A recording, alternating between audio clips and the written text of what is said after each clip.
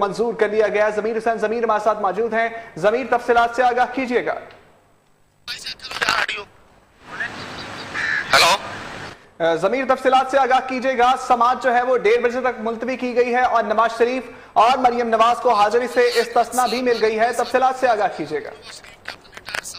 मरियम नवाज के हवाले से केस की समाअत थी जो कि 1:30 बजे तक मुलतवी कर दी गई और मियां नवाज शरीफ और मरियम नवाज के हवाले से इस्तिस्ना की दरख्वास्त भी दी गई थी कि 1:30 बजे के बाद वो अदालत होंगे, उनको इस्तिस्ना दिया जाए, तो उनको इस्तिस्ना दे दिया गया और कैप्टन रिटायर्ड सफदर 1:30 बजे समाअत जब शुरू होगी तो वो पेश होंगे।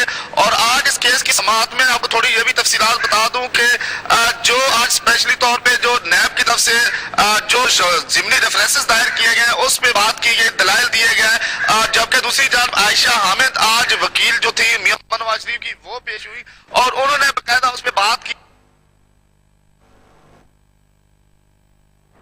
दायर करने का। तो नैब ने उस वक्त रेफरेंसेस दायर नहीं की और ना ही कोई इनके पास नए शवाहिद आए हैं।